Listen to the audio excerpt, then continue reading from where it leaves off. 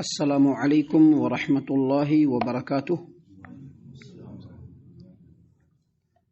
اعوذ باللہ السمیع العلیم من الشیطان الرجیم من ہمزہ ونفخہ ونفثہ۔ بسم اللہ الرحمن الرحیم۔ واتخذوا من دون اللہ آلہۃ لیکونوا لہم عزا کلا سیکفرون بعبادتہم ویکونون علیہم ضدا۔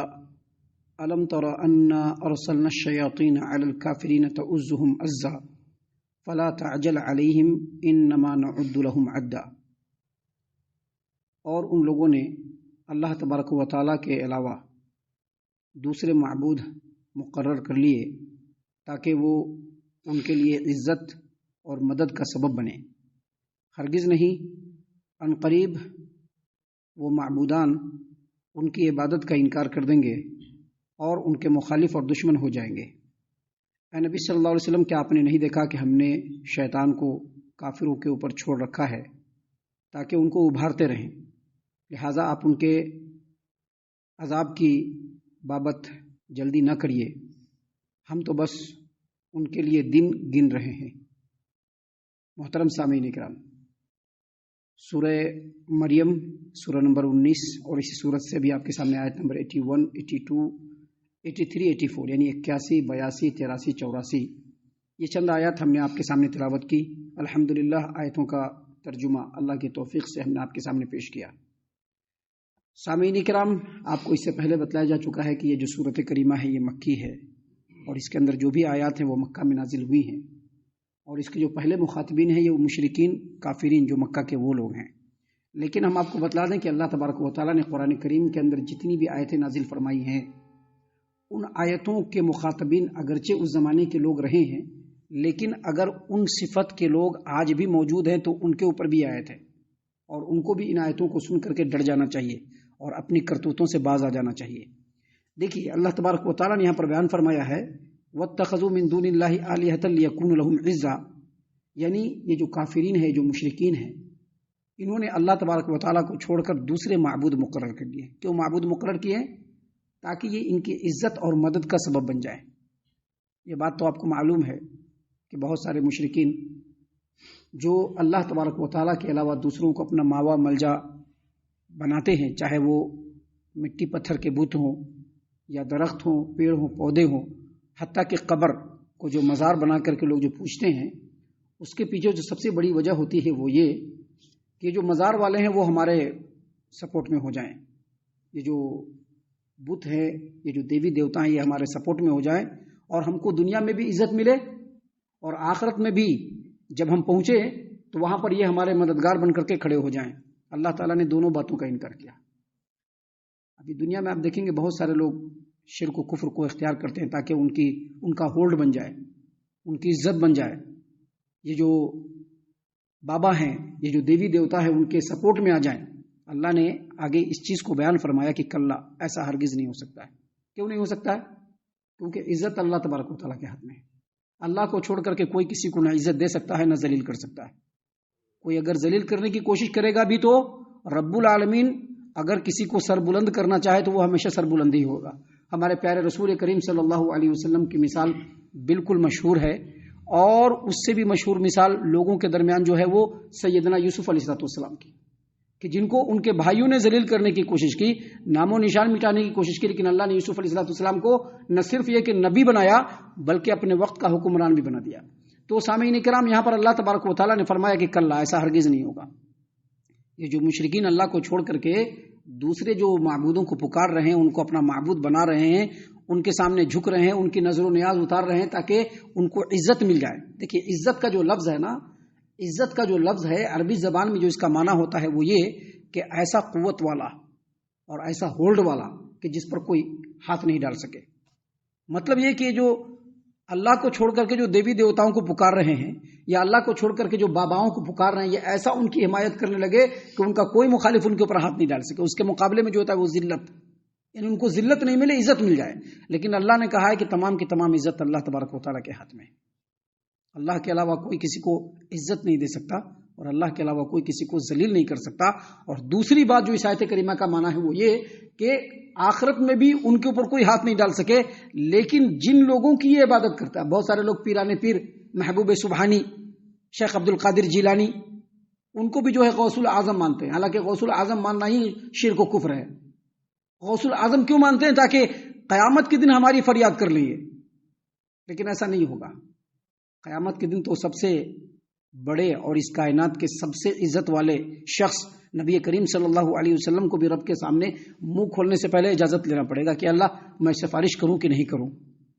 تو اللہ تبارک و تعالیٰ نے یہاں پر فرمایا کہ کلا، ایسا ہرگز نہیں ہو سکتا ہے، سیکفرون بعبادتہم، یہ جن کی عبادت کرتے ہیں نا، قیامت کے دن ان کی عبادت کا انکار کر دیں کہ نہیں ہم کو تو معلوم ہی نہیں ہے۔ قرآن کریم میں سورۃ الاحقاف میں آیت نمبر 5 اور 6 میں اللہ تبارک و تعالیٰ نے جو اللہ کو چھوڑ کر کے پکارتے ہیں ان کو گمراہ قرار دیا، اور یہ بھی کہا کہ جو اللہ کو چھوڑ کر کے لوگوں کو پکارتے ہیں، چاہے وہ دیوی دیوتاؤں کو پکارے یا مزار والے کو پکارے، ان کو اس کے بارے میں معلومات بھی نہیں ہوئی کہ ہم کو یہ لوگ پوچھتے تھے کہ نہیں پوچھتے۔ ابھی عیسیٰ علیہ السلام چلے گئے آسمان پر، ہے نا، لوگ ان کی پوجا کر رہے ہیں، ان کو معلوم بھی نہیں ہے کہ لوگ ان کی پوجا کر رہے ہیں۔ کب معلوم چلے گا؟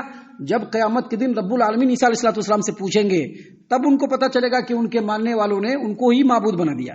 تو اللہ تبارک و تعالیٰ نے یہاں پر بیان کیا ہے کہ انکار کر دیں گے، عیسیٰ علیہ السلام بھی انکار کریں گے، دوسرے معبودان بھی انکار کریں گے، کہیں گے ہم کو نہیں معلوم ہے۔ اللہ نے فرمایا کلا، ہرگز نہیں، ایسا نہیں ہوگا، سیکفرون بعبادتہم ویکونون علیہم ضدا، قیامت کے دن ان کی عبادت کا انکار بھی کریں گے، اور یہی معبودان جن کو یہ پکارتے تھے ان کے پکے دشمن بن جائیں گے۔ عبد القادر جیلانی جو ہے مشرکین کے دشمن بن جائیں گے رحمہ اللہ، دوسرے جو بڑے بڑے جو ہے پیر صاحب ہے وہ لوگ سارے مشرکین کے دشمن ہو جائیں گے۔ یہ جو بت ہے اللہ تعالیٰ ان کے اندر بھی دے دے گا، یہ بھی ان کے دشمن ہو جائیں گے۔ فرشتوں کو پوجا کرنے والے لوگ ہیں، اللہ تبارک و تعالیٰ کے فرشتے بھی ان کے دشمن ہو جائیں گے۔ جو کرنا ہے اللہ کر لیجئے، آپ کو جو کرنا ہے کر لیجئے۔ سامعین کرام، آگے اللہ تبارک و تعالیٰ نے مزید فرمایا اللہ تبارک و تعالیٰ نے کہ الم تر انا ارسلنا الشیاطین علی الکافرین تعزهم عزا، اے نبی کریم صلی اللہ علیہ وسلم، کیا آپ نے نہیں دیکھا کہ اللہ تبارک و تعالیٰ نے ان کافروں کے اوپر، مشرکوں کے اوپر، منافقوں کے اوپر شیطان کو چھوڑ دیا ہے؟ کیوں شیطان کو چھوڑ دیا ہے؟ تعزهم عزا، تاکہ ان کو ابھارتے رہیں، سامعین کرام، سب سے پہلے ایک بات سمجھ لیجئے کہ جو آدمی رحمان کی یاد سے منہ موڑے گا، اللہ ان کے اوپر شیطان کو مقرر کر دے گا۔ اللہ تعالیٰ نے قرآن کریم سورۃ الزخرف میں بیان فرمایا ہے کہ وَمَن يَعْشُ عَن ذِكْرِ الرَّحْمَنِ نُقَيِّضْ لَهُ الشَّيْطَانُ فَهُوَ لَهُ قَرِينٌ، جو لوگ جانتے بوجھتے اس دنیا میں رحمان کی یاد سے غافل ہوتے ہیں، اللہ تعالیٰ ان کے اوپر شیطان کو مقرر کر دیتا ہے اور وہ شیطان اس کا ساتھی بن جاتا ہے۔ صرف ساتھی نہیں بنتا ہے، یہاں پر اس آیت کریمہ میں اللہ نے فرمایا ابھارتا ہے کن باتوں کے اوپر؟ جو مشرکین ہیں، جو منافقین ہیں، جو دنیا پرست ہیں، جو دنیا طلبی میں پڑے ہوئے ہیں، ان کو دین سے، اللہ سے، اس کے رسول کے باتوں سے کوئی واسطہ نہیں ہوتا ہے، بس زندگی گزار رہے ہیں، کیا کی کر لے رہے ہیں بس۔ اللہ تبارک و تعالیٰ نے فرمایا کہ ان کے اوپر اللہ شیطان کو مقرر بھی کرتا ہے۔ تعزهم عزا کا معنی حافظ ابو جعفر ابن جریر طبری رحمۃ اللہ علیہ نے تفسیر الطبری میں علی ابن ابی طلحہ سے اور عبداللہ ابن عباس رضی اللہ، علی ابن ابی طلحہ اور انہوں نے عبداللہ ابن عباس رضی اللہ عنہما سے تعزهم عزا کی جو معنی بتلایا ہے وہ یہ کہ شیطان ان کو ابھارتا ہے۔ کن چیزوں پر ابھارتا ہے؟ گناہ پر ابھارتا ہے۔ وہ گناہ کا کام کریں گے، نافرمانی کا کام کریں گے، جن باتوں سے رب العالمین ناراض ہوگا بس وہ وہی کام کرتے رہیں گے، شیطان ان کو ابھارتا رہے گا اور وہ کرتے رہیں گے۔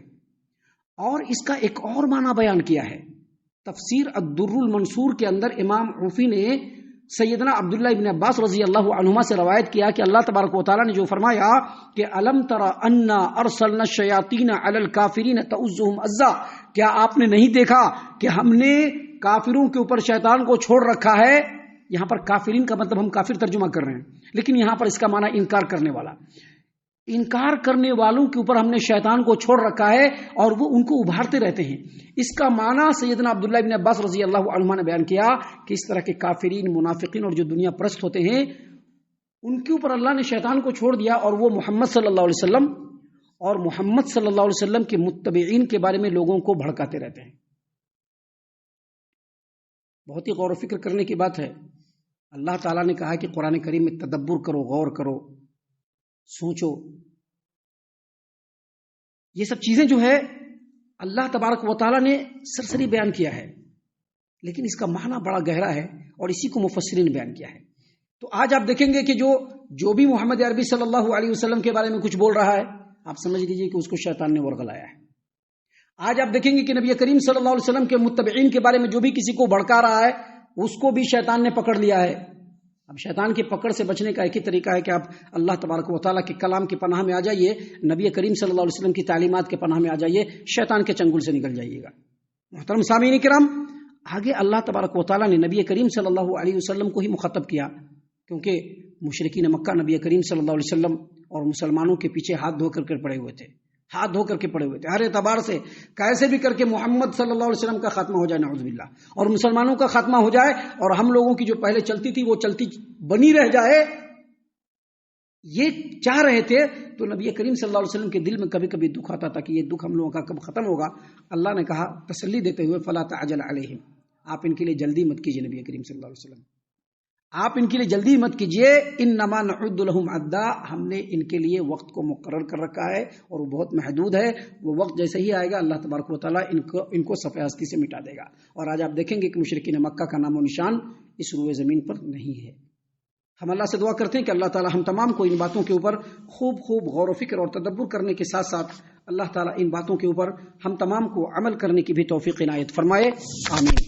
اللہ تعالیٰ ہم تمام کو صحیح معنوں میں پکا سچا مومن مسلمان بنائے، اللہ اور اس کے رسول صلی اللہ علیہ وسلم کی اطاعت و فرما برداری کرنے والا بنائے، صحابہ کرام رضی اللہ عنہم کے طریقے پر چلنے والا بنائے، جنت الفردوس میں جگہ عطا فرمائے۔ اے اللہ ہم تمام کو جہنم سے پناہ دے، اے رب العالمین ہم تمام کو جہنم سے پناہ دے، اے مالک الملک ہم تمام کو جہنم سے پناہ دے، آمین یا رب العالمین، وما علینا الا البلاغ المبین۔